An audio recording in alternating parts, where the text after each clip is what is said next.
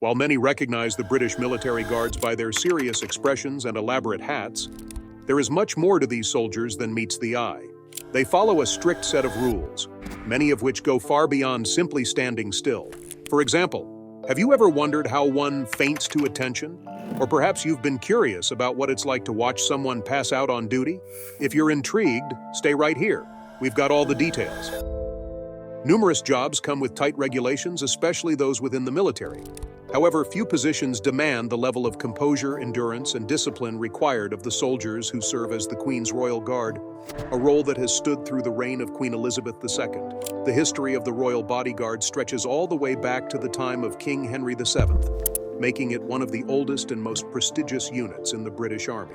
The protocols these Royal Guards must follow are remarkable. They are required to avoid smiling or laughing, remain indifferent to the distractions of those around them, and even refrain from bathroom breaks during their duty. One of the more unusual skills they must master is learning how to feint correctly while on duty. But how does one feint appropriately while guarding the British sovereign? Why is it essential for these guards to keep such strict composure, even in uncomfortable situations? Could the peculiar rules surrounding British guards be part of a larger tradition or military strategy? Let's dive into details of all this and many more. Fainting to attention, a look into the strenuous duty of Royal Guards. Though London isn't typically known for extreme heat, temperatures can still climb high enough to pose a real challenge for the soldiers standing guard in their iconic ceremonial uniforms. These guards, tasked with holding their positions for extended periods, must master the difficult skill of fainting at attention. This protocol requires soldiers, if they feel faint, to fall straight forward, face down, while keeping their arms rigidly at their sides and their rifle firmly held in position. Major Di Bevan of the Welsh Guards elaborated on this practice to the Express, noting the unfortunate risks involved. It will probably involve a broken nose and a whole lot of missing teeth.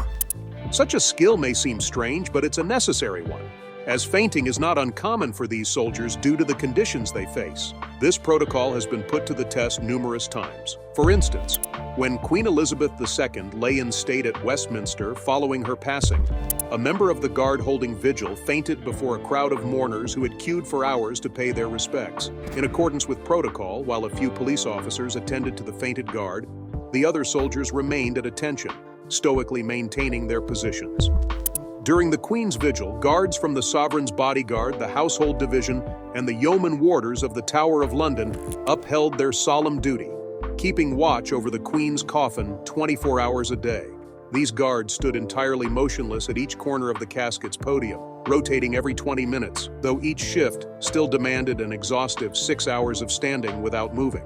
To prevent fainting, guards must also employ a series of preventative techniques. Garrison Sergeant Major Billy Mott advises preparation, including exercise, proper hydration, and subtle body movements. If you are resting on your heels, the blood doesn't flow back to the brain, he explained in an interview with the Express. Mott also highlighted that staying hydrated, wiggling one's toes, and tensing the calf muscles can be vital. He went on to say, if you hydrate, wiggle your toes, and have had your scoff breakfast in the morning, then you're likely to stay upright. Despite these measures, Royal Guards have struggled to remain standing in extreme conditions for years.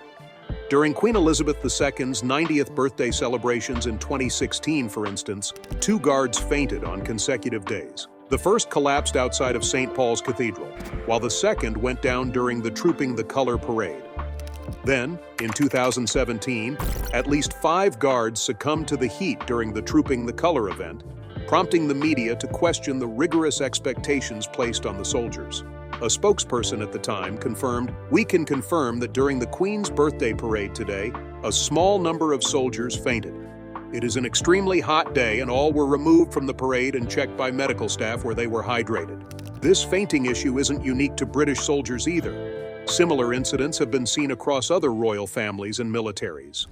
During the 2021 christening of Prince Julian of Sweden, one of the Swedish guards fainted, lying flat on his back before the ceremony even started.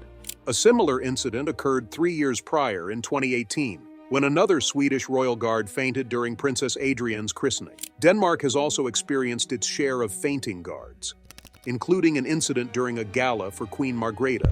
At this event, a Danish soldier fainted, collapsing to the ground just as guests were beginning to arrive. He was quickly moved out of sight to avoid drawing further attention. With soldiers fainting frequently in such demanding roles, strict guidelines have been established regarding how to fall while maintaining decorum. This way, the soldiers' comrades can step around the fallen body, while attendants swiftly remove them to ensure the ceremony proceeds with minimal disruption and fewer photos capturing the scene. Some have even argued that lighter, cooler uniforms might prevent these incidents, as the thick fabric and weighty headgear worn during such ceremonies are hardly ideal for warmer weather. After all, standing at attention for hours in the heat in heavy uniforms would test anyone's stamina, let alone soldiers required to maintain composure and honor the occasion at all costs. No going to the bathroom, the rigorous duty of British guards. When most people picture British military guards, they likely imagine soldiers standing rigidly still outside royal residences across England. This isn't far from the truth, yet it brings up some curious questions about the daily lives of these soldiers. For instance, what happens if they need to go to the bathroom while on duty? The short answer, they can't. These guards are on duty for 2-hour shifts, during which they are not allowed to leave their posts, even for bathroom breaks. According to one former soldier, they'll be out on their feet for 2-hour shifts until 8 o'clock in the evening. This strict rule holds firm for each shift, no matter the circumstances. This restriction also applies to all formal events in which the guards participate, many of which stretch beyond the usual 2-hour period. Royal parades, weddings, and other ceremonial occasions can easily last for several hours, creating a particularly challenging scenario for the soldiers. Parades, in particular, often require the guards to stay hydrated beforehand to endure long periods of standing, a necessity that doesn't pair well with the no bathroom rule. Royal weddings can last 4 hours or more, adding to the endurance test for these guards. As one guardsman admitted to the Express, "You can hear lads groaning behind you," hinting at the physical discomfort that sometimes accompanies their duty. The discomfort goes beyond groans. Some soldiers have admitted that the inability to take breaks can lead to embarrassing situations. In certain instances, one guardsman even acknowledged, "You might get a few little puddles." Fortunately, the dark color of their uniforms conceals any unfortunate incidents that may arise from this rigid policy. They're not allowed to but smile. British military guards, especially the Royal Guards, are known for their unflinching discipline and strict adherence to protocols. Tourists might try their best to coax a smile out of them, posing for selfies, cracking jokes, or even making funny faces. Yet these guards remain unfazed, their expressions locked in place, rarely, if ever, breaking into a smile. This is no mere coincidence or impressive display of self-control. It's an actual rule that they're bound by. Smiling, laughing, or any display of amusement is strictly prohibited as part of their duty. This unwavering composure is viewed as essential to their professionalism and the solemnity of their role. Interestingly, there's more to this rule than meets the eye, as there are consequences for breaking it. Rumors suggest that soldiers who slip up and smile may face financial penalties. While the exact penalty amount varies in reports, some sources say it can range from a couple of days' pay to as much as 2 weeks' worth, equating to approximately $350 for a single smile. This rumor, however, is disputed. Many suggest that there's no monetary penalty for breaking composure, though a guard who lets a smile slip might certainly expect a stern lecture or reprimand from superiors. It appears that while there may not be a direct hit to their paycheck, there's definitely a sense of disappointment from their commanders. Additionally, a former soldier once suggested that the repercussions could be even more severe for those who laugh while on duty. They recounted that such behavior might warrant what is termed a re-education at a military prison in Colchester. Here, soldiers would undergo rigorous training to ensure they remain aware of their responsibilities and the significance of their duty. While this may sound extreme, it reflects the seriousness with which the British military approaches discipline, ensuring that each guard maintains the respect and decorum associated with their position. The iconic bearskin hats, a tradition with deep roots and modern controversy. When you picture the British military guards, their distinctive fluffy black hats are likely the first thing that comes to mind. These hats are an iconic part of their uniform, but they're more than just a tradition. They carry a history that dates back centuries and continue to stir controversy today. The origin of the bearskin hats dates back to the Napoleonic Wars, when both British and French soldiers wore them as a tool of intimidation. These tall hats made soldiers appear significantly taller and more imposing, creating a psychological advantage on the battlefield. They also became a symbol of victory and honor. After the British forces triumphed over the French at the Battle of Waterloo, British soldiers claimed the bearskin hats of their fallen French enemies as trophies, solidifying the hats as a lasting emblem of victory and pride in the British military. Today, however, these hats face criticism. As their name suggests, bearskin hats are made from the pelts of real black bears, most of which come from Canada. According to a soldier familiar with the hat's production, each bearskin hat requires at least one full bear pelt.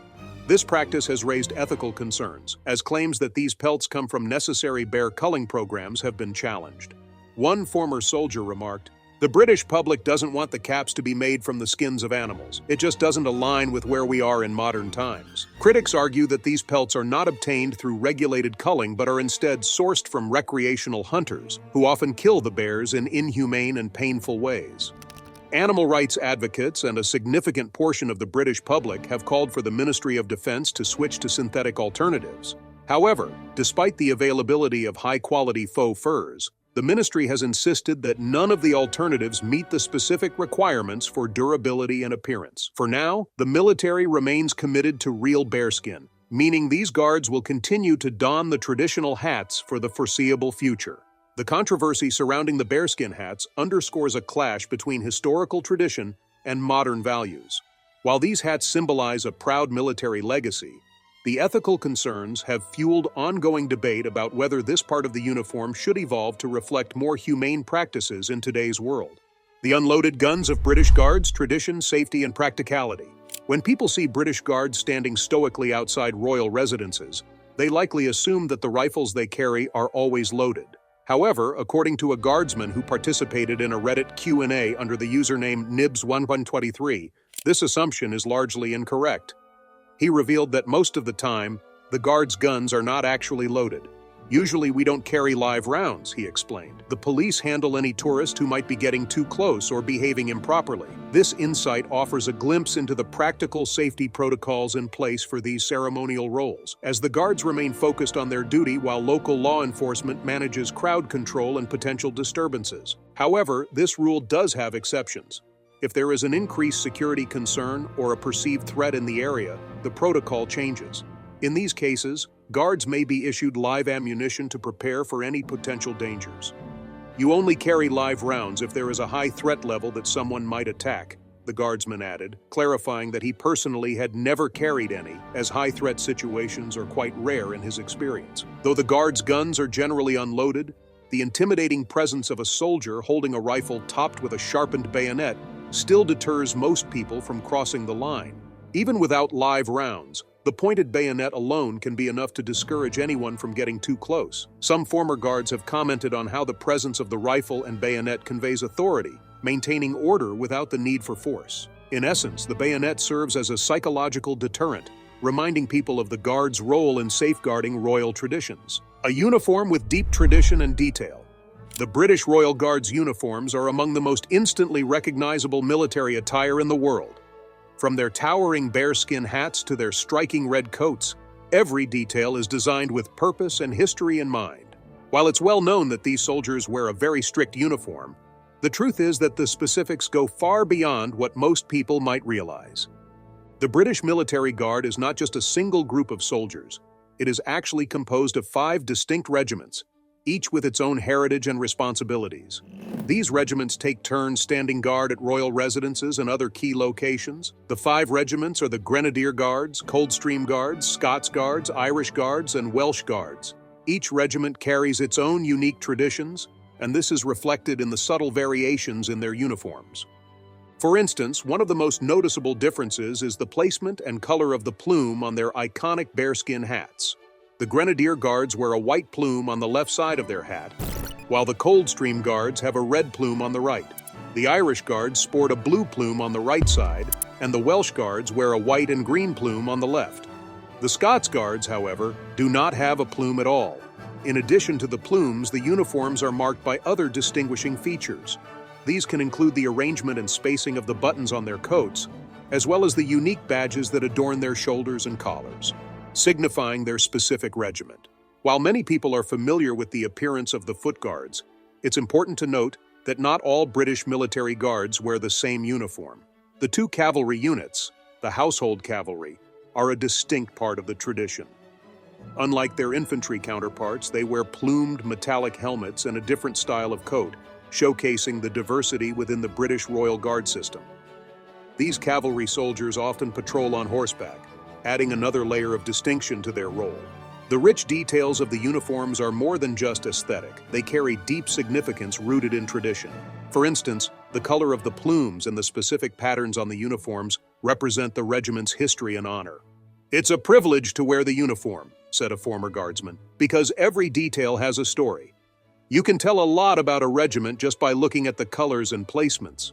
Strict uniform maintenance, the British Guard's commitment to tradition and presentation. With the British Military Guard's commitment to wearing real bearskin hats, it only makes sense that they're expected to uphold a rigorous maintenance routine.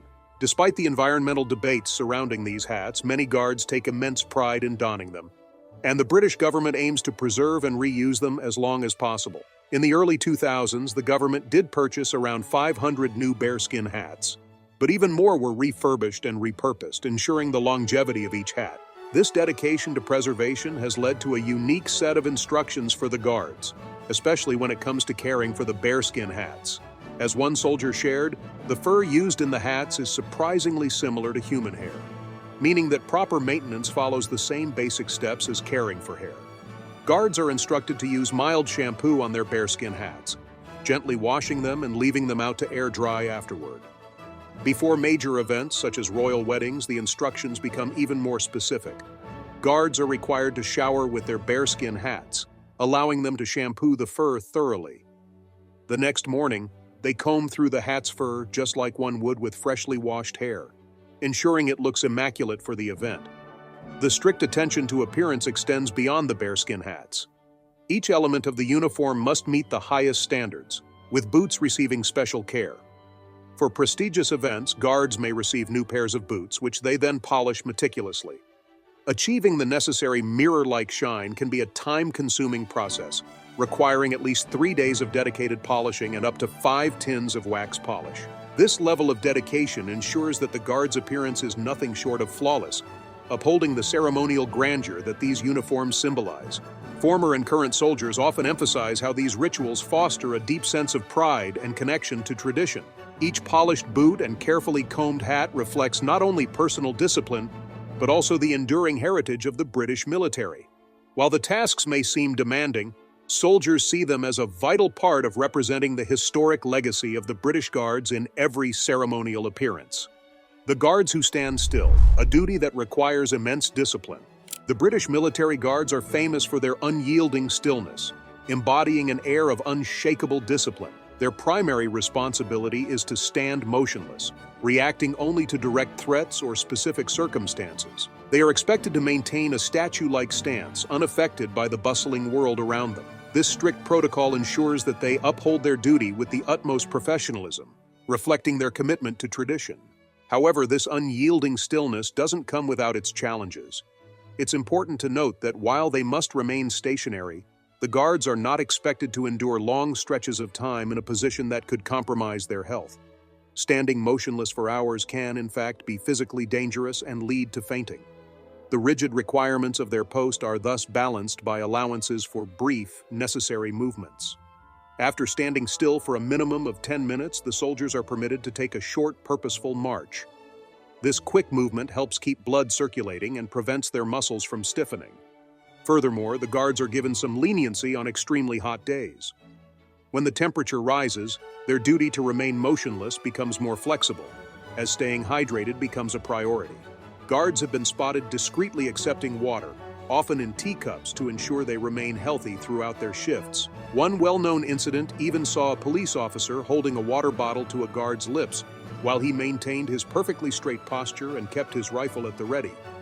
Despite this temporary deviation from their otherwise still demeanor, the guard's commitment to standing at attention and maintaining his duty was clear. Former guards have shared their thoughts on the physical demands of this task. One soldier reflected, "There were times when the heat was unbearable, but the training is what gets you through it. You have to focus on your breathing and remember the importance of your role." Another retired guard added, "The most challenging part was staying still for such long periods, but it becomes second nature once you're trained." You learn to tune out distractions, but it's not easy, especially on a hot day.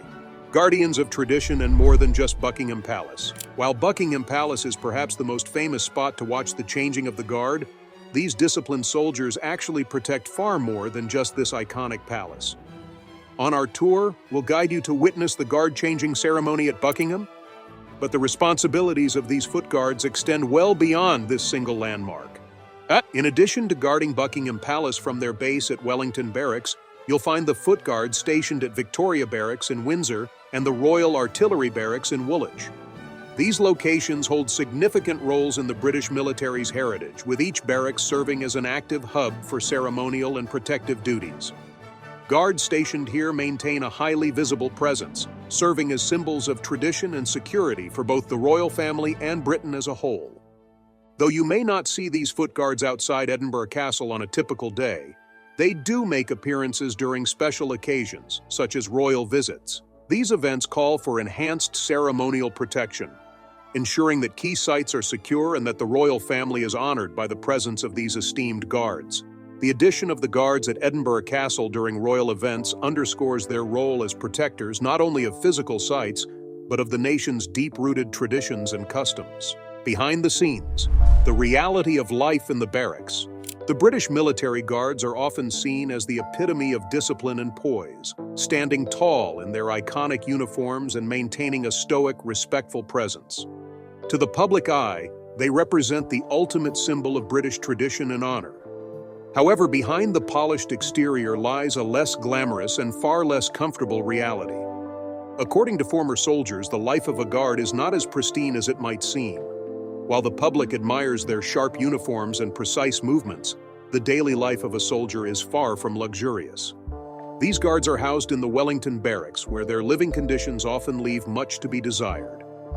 Much like any military setting, they're expected to follow a strict routine, which includes cleaning and doing chores around the barracks every morning. It's a common part of military life, but in this case, it's hardly an idyllic environment. Unlike the pristine halls of Buckingham Palace, where the royal family resides, the barracks are far from well kept. According to soldiers who've shared their experiences, the area often faces serious cleanliness issues. Trash is a common sight, and rats have been known to die in the trash cans, creating an unpleasant atmosphere. It's the soldiers' responsibility to clean up these messes, part of the daily grind that comes with their duties. But the difficulties don't stop there. The living conditions at the barracks are, frankly, dismal. Basic facilities like plumbing are often blocked or leaky, making the toilets and bathrooms particularly unpleasant. The smell that comes from these issues only adds to the discomfort. Former guards have reported that thousands of maintenance requests have gone unanswered, leaving the barracks in a state of neglect. This is in stark contrast to the image of royal grandeur that most people associate with the British military guards.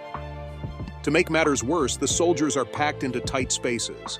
There are 32 soldiers assigned to each floor, yet they share just 6 toilets and only 2 bathrooms. The overcrowded conditions make it a far cry from the prestigious role they hold while on duty. It's a bit of a shock to see the contrast between what people think we experience and what we actually go through, said one former guardsman. It's not all shiny boots and ceremonial duties. There's a lot of mess and discomfort behind closed doors. Living in such conditions can be mentally and physically taxing for the soldiers. The combination of long hours standing guard and dealing with inadequate living spaces takes its toll. Despite this, the soldiers often maintain a sense of duty and pride in their work, even if they don't get to experience the luxury often associated with their position. The silent guards. When and why they're allowed to speak.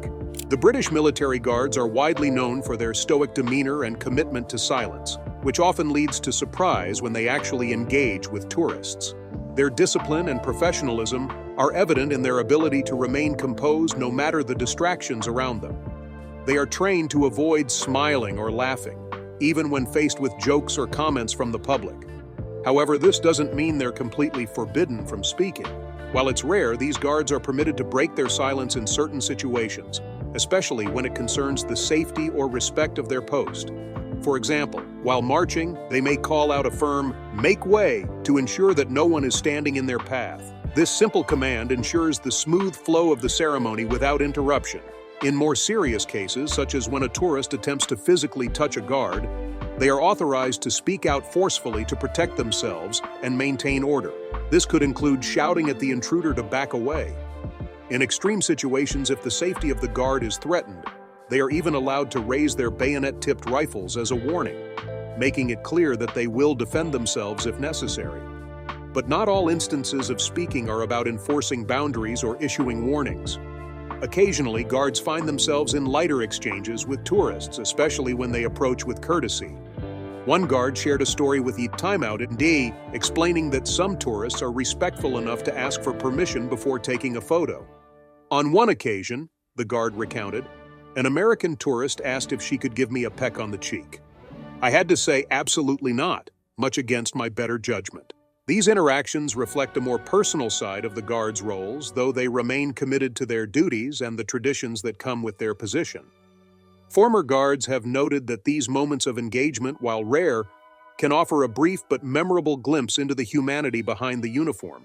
One retired soldier mentioned, "It's strange to be asked something like that, but we're always trained to be firm and professional. It's a fine line between maintaining dignity and making sure the public respects our boundaries."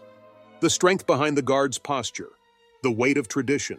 We've all admired the grand, towering bearskin hats that adorn the Queen's Guards, but few realize just how heavy these iconic pieces of headwear really are. At 46 cm tall, the standard bearskin weighs around 680 grams, almost as much as a small bag of flour. While this may not seem like much at first glance, it's important to consider that this weight is carried on the soldier's head for hours at a time, making it a significant physical challenge. To put things into perspective, when these hats get wet, which happens frequently in London's unpredictable weather, the weight increases, adding to the burden the guards must carry. As one former guardsman explained, when the hat is dry, it's bearable, but on a rainy day, it feels like you're wearing a small brick on your head. This constant balancing act means that the guards not only need to maintain perfect posture, but must also develop a strong neck and upper body to support the weight. The physical demands of this role are often overlooked, yet they are central to the guards' ability to perform their duty. The neck strength required to wear these heavy hats for hours at a time is crucial. The guards are trained to hold their heads steady without strain, ensuring that the hat stays perfectly in place, no matter how long the shift lasts. One current guardsman shared, "You start feeling it after a while, especially in the neck, but you learn to manage it. It's all part of the training, building strength to stay in position without wincing." Additionally, maintaining the proper posture while carrying such weight requires immense discipline. "It's not just about the hat, it's about how you stand," another soldier added. "You have to hold your head up straight, shoulders back, and keep your balance steady. The hat with its weight just adds to the challenge of staying perfectly still." The surprising freedom of music at the changing of the guard. The British military guards are renowned for their unwavering professionalism. Whether they are maintaining a composed and serious expression during the changing of the guard, or standing still for hours in front of Buckingham Palace, their commitment to discipline is unquestionable. It is clear that these soldiers are dedicated to upholding the dignity and honor of their position. You might think this strict adherence to tradition and formality would extend to every aspect of their duties, including the music they perform during ceremonies. However, surprisingly, the rules surrounding their musical performances are much more relaxed than you might expect. One of the most well-known events involving the British military guards is the changing of the guard ceremony. This iconic event, which occurs roughly every other day, lasts about an hour and takes place at Buckingham Palace. It serves a practical function. It signals the changing of the guard and the handover of keys to the palace. The soldiers, in full regalia, march toward each other, exchanging the keys to signify the end of one shift and the beginning of another. Traditionally, this ceremony is accompanied by military music played by a marching band. This music is usually composed of well-known military marches, creating a solemn atmosphere fitting for such an important occasion. However, while the changing of the guard is a formal public affair, the music played by the band is not bound by the same strict rules.